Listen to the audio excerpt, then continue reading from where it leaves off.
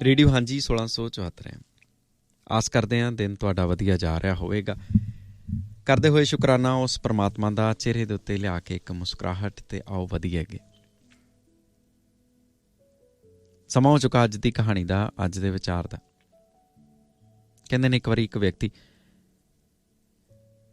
ਜਿਹੜਾ ਜਾਂਦੇ ਸਮੇਂ ਆਪਣੇ 2 ਪੁੱਤਾਂ ਨੂੰ ਜ਼ਮੀਨ ਵੰਡ ਕੇ ਦੇ ਗਿਆ।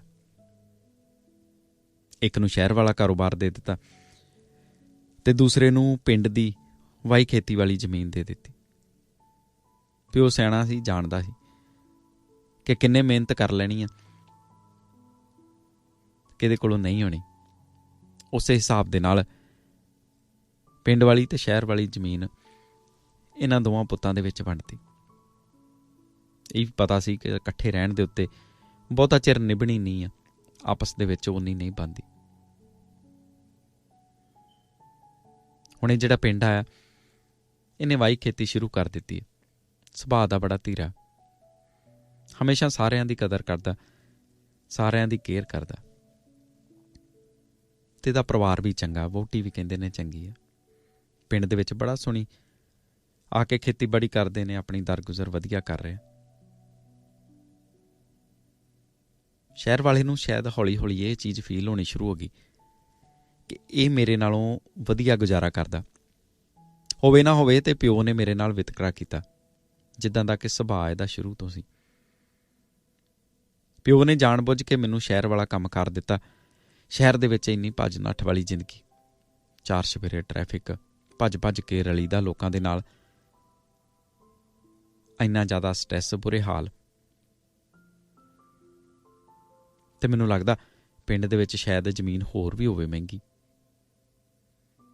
ਇਹ ਮੇਰੇ ਨਾਲ ਪਿਓ ਨੇ ਵਿਤਕਰਾ ਕੀਤਾ ਤੇ ਕੁਛ ਕੁ ਵੋਟੀ ਵੀ ਲਾਗੋਂ ਇਸ ਗੱਲ ਦੇ ਉੱਤੇ ਹਾਮੀ ਭਰ ਛੱਡਦੀ।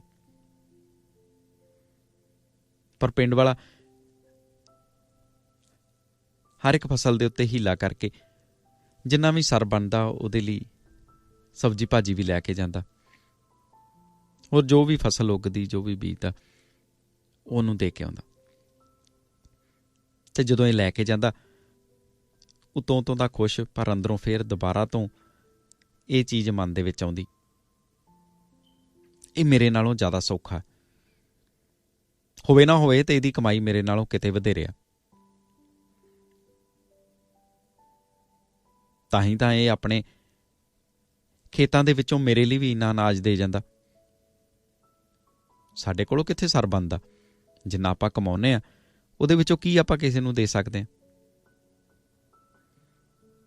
ਤੇ ਜਿੰਨਾ ਜ਼ਿਆਦਾ ਸੋਚਦਾ ਉਹਨਾਂ ਜ਼ਿਆਦਾ ਇਹ ਪਾੜਾ ਹੁਣ ਵੱਧਦਾ ਜਾ ਰਿਹਾ। ਕਦੇ ਕਦਾਈ ਪਿੰਡ ਵਾਲੇ ਨੂੰ ਫੋਨ ਦੇ ਉੱਤੇ ਪੁੱਛਦਾ, ਗੱਲੀ ਬਾਤੀ ਜਾਣਨ ਦੀ ਕੋਸ਼ਿਸ਼ ਕਰਦਾ, ਤਾਂ ਪਿੰਡ ਵਾਲਾ ਬੜਾ ਸੋਹਣਾ ਰੱਜਿਆ ਪੁੱਜਿਆ ਅੱਗੋਂ ਜਵਾਬ ਦਿੰਦਾ, ਹਾਂ ਵੀਰ, ਬਹੁਤ ਵਧੀਆ, ਬੜਾ ਸੋਹਣਾ ਮੇਰਾ ਹਾਲ ਹੈ।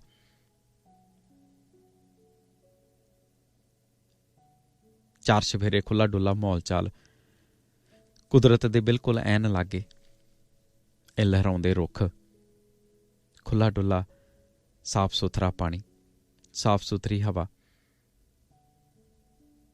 ਤੇ ਇਹਨਾਂ ਫਸਲਾਂ ਦੇ ਵਿੱਚ ਜਦੋਂ ਉਗਾ ਕੇ ਜਦੋਂ ਨੰਗੇ ਪੈਰੀ ਤੁਰੀਦਾ ਨਾ, ਤੇ ਇਦਾਂ ਲੱਗਦਾ ਜਿੱਦਾਂ ਜੰਨਤ ਦੇ ਵਿੱਚ ਫਿਰ ਰਹੇ ਹੋਈਏ। ਜਦੋਂ ਸਿਆਲ ਦੇ ਦਿਨਾਂ 'ਚ ਸਵੇਰੇ ਸਵੇਰੇ ਖੇਤਾਂ ਨੂੰ ਪਾਣੀ ਲਾਈਦਾ ਨਾ, ਤੇ ਵਿੱਚੋਂ ਭਾਫ ਉੱਡਦੀ ਆ, ਇਹ ਕਿਸੇ ਵੀ ਕਹਿੰਦੇ ਘਾਉਂਦੇ ਡੈਸਟੀਨੇਸ਼ਨ ਤੋਂ ਘੱਟ ਨਹੀਂ। ਤੂੰ ਆ ਤਾਂ ਸਹੀ ਕਿਤੇ, ਤੂੰ ਕੱਢ ਟਾਈਮ, ਪਰ ਟਾਈਮ ਕਿੱਥੋਂ ਕੱਢੇ, ਕੰਮਾਂ ਕਾਰਾਂ ਦੇ ਵਿੱਚ ਬਹੁਤ ਬਿਜ਼ੀ।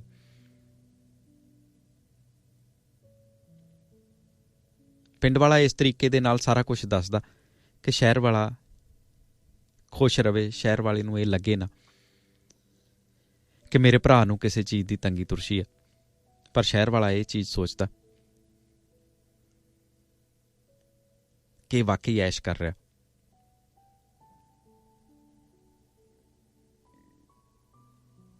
ਇਸ ਵਾਰੀ ਜਦੋਂ ਪਿੰਡ ਵਾਲਾ ਭਰਾ ਸ਼ਹਿਰ ਦੇ ਵਿੱਚ ਫਸਲ ਦੇਣ ਦੇ ਲਈ ਗਿਆ, ਤੇ ਦੋਵਾਂ ਜੀਆਂ ਨੇ ਨੋਟ ਕੀਤਾ ਪਹਿਲਾਂ ਦੇ ਨਾਲੋਂ ਫਸਲ ਥੋੜ੍ਹੀ ਵੱਖਰੀ। ਇੱਦਾਂ ਦੀ ਕਣਕ, ਇੱਦਾਂ ਦਾ ਆਟਾ ਤੇ ਨਹੀਂ ਹੁੰਦਾ ਪਿੰਡੋਂ। ਹੋਵੇ ਨਾ ਹੋਵੇ ਤੇ ਇਸ ਵਾਰੀ ਵੀਰ ਨੇ ਨਵਾਂ ਖੇਤ ਲੈ ਲਿਆ। ਥੋੜ੍ਹੇ ਜਿਹੇ ਹੋਰ ਵਹੁਟੀ ਨੇ ਕੰਨ ਭਰਤੇ ਕਿ ਹਾਂ ਪੈਸੇ ਸੋਹਣੇ ਬਣ ਰਹੇ ਹੋਣੇ ਆ ਨਾ। ਇਹ ਉੱਦਾਂ ਦੀ ਫਸਲ ਹੀ ਨਹੀਂ ਆ, ਆ ਤੇ ਆ ਫਰਕ ਨੇ। ਹੋਵੇ ਨਾ ਹੋਵੇ ਤੇ ਇਹਨਾਂ ਨੇ ਹੋਰ ਜ਼ਮੀਨ ਲੈ ਲਈ। ਉੱਦਾਂ ਤੇ ਕਦੀ ਟਾਈਮ ਨਹੀਂ ਸੀ ਲੱਗਾ, ਪਰ ਹੁਣ ਦੋਵਾਂ ਨੇ ਵਿਚਾਰ ਬਣਾਇਆ ਕਿ ਆਪਾਂ ਕੰਮ ਤੋਂ ਛੁੱਟੀ ਲੈ ਕੇ ਵੀ ਚਲੇ ਜਾਵਾਂਗੇ, ਵੇਖ ਕੇ ਆਈਏ ਕਿ ਉੱਥੇ ਕਰਦੇ ਕੀ ਨੇ। ਕਦੀ ਆਏ ਨਹੀਂ ਸੀ, ਸਿਰਫ ਫੋਨ ਤੇ ਪੁੱਛ ਛੜਿਆ ਸੀ, ਸਮਾਂ ਨਹੀਂ ਸੀ ਨਾ। ਤੇ ਇਸ ਵਾਰੀ ਕਹਿੰਦੇ ਨੇ ਜਦੋਂ ਪਿੰਡ ਆਏ ਆ ਤੇ ਕੀ ਵੇਖਦੇ ਆ ਕਿ ਉਹ ਖੇਤ ਜਿਹਦੇ ਵਿੱਚੋਂ ਇਹ ਹਮੇਸ਼ਾ ਅੰਨ ਉਗਾਉਂਦਾ, ਆਪ ਵੀ ਖਾਂਦਾ ਤੇ ਆਪਣੇ ਭਰਾ ਨੂੰ ਵੀ ਸ਼ਹਿਰ ਦੇ ਕੇ ਆਉਂਦਾ। ਪਤਾ ਲੱਗਾ ਕਿ ਉਸ ਖੇਤ ਨੂੰ ਅੱਗ ਲੱਗ ਗਈ ਸੀ। ਇਸ ਵਾਰੀ ਫਸਲ ਦਾ ਇੱਕ ਦਾਣਾ ਵੀ ਨਹੀਂ ਹੋਇਆ। ਤਾਂ ਭਰਾ ਨੇ ਸੋਚਿਆ ਮੇਰਾ ਭਰਾ ਸ਼ਹਿਰ ਦੇ ਵਿੱਚ ਮੁੱਲ ਲੈ ਕੇ ਖਾਊਗਾ, ਨਹੀਂ, ਮੈਂ ਇੱਦਾਂ ਨਹੀਂ ਹੋਣ ਦੇਣਾ। ਤੇ ਆਸ-ਪਾਸ ਪਿੰਡ ਦੇ ਵਿੱਚੋਂ ਕਿਸੇ ਦੇ ਕੋਲੋਂ ਮੁੱਲ ਖਰੀਦ ਕੇ ਦਾਣੇ ਉਹਨੂੰ ਦੇ ਆਇਆ, ਜਿਹਦੇ ਉੱਤੇ ਉਹਨੂੰ ਇਹ ਲੱਗਾ ਕਿ ਸ਼ਾਇਦ ਇਹਨੇ ਹੋਰ ਖੇਤ ਖਰੀਦ ਲਿਆ। ਤੇ ਹੁਣ ਆ ਕੇ ਇਹ ਵੀ ਨੋਟ ਕਰਦਾ ਕਿ ਜਿਹੜੇ ਮੈਨੂੰ ਬਹੁਤ ਸੋਹਣੀਆਂ ਸੋਹਣੀਆਂ ਗੱਲਾਂ ਦੱਸਦਾ ਸੀ, ਉਹ ਭਰਾ ਤੇ ਮਿੱਟੀ ਦੇ ਨਾਲ ਮਿੱਟੀ ਹੋਇਆ ਰਹਿੰਦਾ। ਸਵੇਰ ਤੋਂ ਉੱਠ ਕੇ ਖੇਤਾਂ ਦੇ ਵਿੱਚ ਲੱਗ ਜਾਂਦਾ। ਇਹ ਤੇ ਪਹਿਲਾਂ ਵਰਗਾ ਰਿਹਾ ਹੀ ਨਹੀਂ, ਪਹਿਲਾਂ ਵਰਗਾ ਰੰਗ ਰੂਪ ਹੀ ਨਹੀਂ ਰਿਹਾ ਹੁਣ। ਹੱਥਾਂ ਦੀਆਂ ਪੈਰਾਂ ਦੀਆਂ ਪਾਟੀਆਂ ਵਿਆਈਆਂ, ਚਿਹਰੇ ਦੇ ਉੱਤੇ ਪਹਿਲਾਂ ਵਾਲਾ ਹੁਸਨ ਨਹੀਂ, ਉੱਦਾਂ ਦੀ ਟੌਰ ਸ਼ੌਰ, ਉੱਦਾਂ ਦੇ ਕੱਪੜੇ ਨਹੀਂ ਆ ਜਿੱਦਾਂ ਦੇ ਆਪਾਂ ਇਕੱਠੇ ਪਰਿਵਾਰ ਦੇ ਵਿੱਚ ਸ਼ਹਿਰ ਰਹਿੰਦੇ ਹੁੰਦੇ ਸੀ।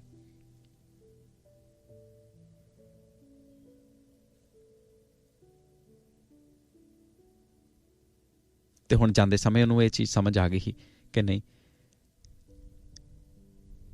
ਮੇਰਾ ਪਿੰਡ ਵਾਲਾ ਭਰਾ ਕਿਸੇ ਵੀ ਹਾਲਾਤ ਦੇ ਵਿੱਚ ਰਹਿੰਦਾ, ਉਹ ਚੜ੍ਹਦੀ ਕਲਾ ਦੇ ਵਿੱਚ ਰਹਿੰਦਾ। ਉਹਨੇ ਮੈਨੂੰ ਨਹੀਂ ਕਦੀ ਫੀਲ ਹੋਣ ਦਿੱਤਾ, ਮੈਨੂੰ ਕਦੀ ਨਹੀਂ ਉਹਨੇ ਮਹਿਸੂਸ ਕਰਵਾਇਆ। ਮੈਨੂੰ ਹਮੇਸ਼ਾ ਚੰਗਾ ਚੰਗਾ ਹੀ ਦੱਸਦਾ। ਸ਼ਾਇਦ ਮੈਂ ਹੀ ਗਲਤ ਸੋਚ ਰਿਹਾ ਸਾਂ।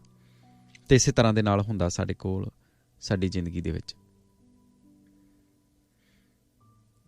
ਜਿਹੜੇ ਲੋਕ ਸਾਨੂੰ ਹਰ ਇੱਕ ਚੀਜ਼ ਦਾ ਪੋਜ਼ੀਟਿਵ ਪੱਖ ਹੀ ਦੱਸਦੇ ਨੇ, ਜਿਹੜੇ ਸਾਡੇ ਨਾਲ ਚੰਗਾ ਵਰਤਣਾ ਚਾਹੁੰਦੇ ਨੇ, ਜਿਹੜੇ ਸਾਨੂੰ ਹਰ ਗੱਲ ਦੇ ਉੱਤੇ ਰੋਣ ਧੋਣ ਆਪਣੀਆਂ ਤੰਗੀਆਂ ਤੁਰਸ਼ੀਆਂ ਨਹੀਂ ਗਣਾਉਂਦੇ, ਸਾਨੂੰ ਲੱਗਦਾ ਕਿ ਉਹ ਬੜੇ ਚੰਗੇ ਵਸਦੇ ਨੇ ਤੇ ਆਪਾਂ ਹੀ ਸਭ ਤੋਂ ਦੁਖੀ ਹਾਂ।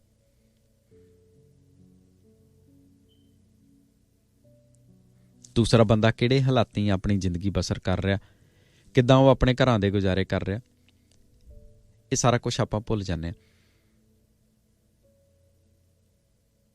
ਆਪਾਂ ਹਮੇਸ਼ਾ ਅਗਲੇ ਨੂੰ ਆਪਣੇ ਨਾਲੋਂ ਬਿਹਤਰ ਸੋਚਦੇ ਹਾਂ ਤੇ ਇਹ ਸਭ ਤੋਂ ਵੱਡੀ ਗਲਤੀ ਕਰਦੇ ਹਾਂ। ਜੇਕਰ ਤੁਹਾਨੂੰ ਕੋਈ ਕਹਿ ਰਿਹਾ ਵਾ ਕਿ ਉਹ ਬਹੁਤ ਖੁਸ਼ ਆ, ਉਹਦੀ ਨੌਕਰੀ ਬੜੀ ਵਧੀਆ ਚੱਲ ਰਹੀ ਆ, ਉਹਦਾ ਪਰਿਵਾਰ ਉਹਦੇ ਨਾਲ ਸਹਿਮਤ ਹੈ, ਉਹਨੂੰ ਸੋਹਣੀ ਤਨਖਾਹ ਮਿਲ ਰਹੀ ਹੈ, ਸੋਹਣੀ ਉਹਦੀ ਬਚਤ ਹੋ ਜਾਂਦੀ ਹੈ, ਸਾਰਾ ਕੁਛ ਠੀਕ ਠਾਕ ਆ, ਉਹ ਖੁਸ਼ ਹੋ ਕੇ ਤੁਹਾਡੇ ਨਾਲ ਗੱਲ ਕਰਦਾ, ਤੇ ਇਹਦਾ ਮਤਲਬ ਇਹ ਨਹੀਂ ਕਿ ਤੁਸੀਂ ਉਹਦੇ ਨਾਲੋਂ ਮਾੜੇ ਹੋ। ਉਹਦੇ ਨਾਲ ਜੈਲਸ ਕਰਨ ਦੀ ਲੋੜ ਨਹੀਂ। ਉਹਦੇ ਵਿੱਚੋਂ ਮੈਸੇਜ ਸਾਨੂੰ ਇਹ ਲੈ ਲੈਣਾ ਚਾਹੀਦਾ ਕਿ ਉਸ ਬੰਦੇ ਦੇ ਵਿੱਚ ਪੋਜ਼ੀਟਿਵਿਟੀ ਆ, ਤੇ ਉਹ ਸ਼ਾਇਦ ਕੋਸ਼ਿਸ਼ ਕਰ ਰਿਹਾ ਤੁਹਾਡੇ ਵਿੱਚ ਵੀ ਉਹ ਪੋਜ਼ੀਟਿਵਿਟੀ ਭਰਨ ਦੀ, ਤੇ ਤੁਹਾਨੂੰ ਵੀ ਉਹ ਪੋਜ਼ੀਟਿਵਿਟੀ ਲੈ ਲੈਣੀ ਚਾਹੀਦੀ ਹੈ, ਨਾ ਕਿ ਤੁਹਾਨੂੰ ਉਸ ਚੀਜ਼ ਤੋਂ ਸਾੜਾ ਮਹਿਸੂਸ ਕਰਨਾ ਚਾਹੀਦਾ। ਕਿਉਂਕਿ ਇਹ ਸਾੜਾ ਹੌਲੀ ਹੌਲੀ ਵੱਡਾ ਪਾੜਾ ਬਣ ਜਾਂਦਾ, ਤੇ ਫਿਰ ਤੁਸੀਂ ਕਿਸੇ ਦਾ ਨੁਕਸਾਨ ਨਹੀਂ ਕਰਦੇ, ਫਿਰ ਤੁਸੀਂ ਆਪਣੇ ਆਪ ਦਾ ਨੁਕਸਾਨ ਕਰਦੇ ਹੋ। ਆਪਣੇ ਆਪ ਦੇ ਵਿੱਚ ਤੁਸੀਂ ਆਪਣੇ ਆਪ ਨੂੰ ਇੰਨਾ ਕੁ ਹੀਣਾ ਸਮਝਣਾ ਸ਼ੁਰੂ ਕਰ ਦਿੰਦੇ ਹੋ ਕਿ ਹੌਲੀ ਹੌਲੀ ਦਿਮਾਗੀ ਪਰੇਸ਼ਾਨੀਆਂ ਦਾ ਸ਼ਿਕਾਰ ਬਣਦੇ ਹੋ, ਫਿਰ ਗੋਲੀਆਂ ਖਾ ਖਾ ਕੇ ਸੌਣਾ ਪੈਂਦਾ। ਤੇ ਆਓ ਫਿਰ ਆਪਾਂ ਵੀ ਇੱਦਾਂ ਦੇ ਬਣਦੇ ਹਾਂ। ਜੋ ਵੀ ਜਿੱਦਾਂ ਦਾ ਵੀ ਚੱਲ ਰਿਹਾ, ਉਹਨਾਂ ਹਾਲਾਤਾਂ ਦੇ ਵਿੱਚ ਸ਼ੁਕਰ ਕਰਨਾ ਚਾਹੀਦਾ। ਜਿਸ ਰੱਬ ਨੇ ਸਾਰਾ ਕੁਛ ਦਿੱਤਾ, ਥੋੜ੍ਹਾ ਬਹੁਤ ਜੇਕਰ ਉੱਤੇ ਥੱਲੇ ਹੋ ਵੀ ਗਿਆ ਤਾਂ ਕੋਈ ਫਰਕ ਨਹੀਂ ਪੈਂਦਾ। ਗੱਲ ਹੈ ਸਿਰਫ ਤੁਸੀਂ ਕੀ ਸੋਚਦੇ ਹੋ, ਤੁਸੀਂ ਉਸ ਚੀਜ਼ ਨੂੰ ਕਿੱਦਾਂ ਰਿਸੀਵ ਕਰਦੇ ਹੋ। ਆਓ ਫਿਰ ਖਿੜੇ ਮੱਥੇ ਰਿਸੀਵ ਕਰੀਏ ਇਹਨਾਂ ਸਾਰੀਆਂ ਤੰਗੀਆਂ ਤੁਰਸ਼ੀਆਂ ਪਰੇਸ਼ਾਨੀਆਂ ਨੂੰ, ਤੇ ਕਿਸੇ ਨੂੰ ਪੋਜ਼ਿਟਿਵ ਪੱਖ ਹੀ ਦਸੀਏ।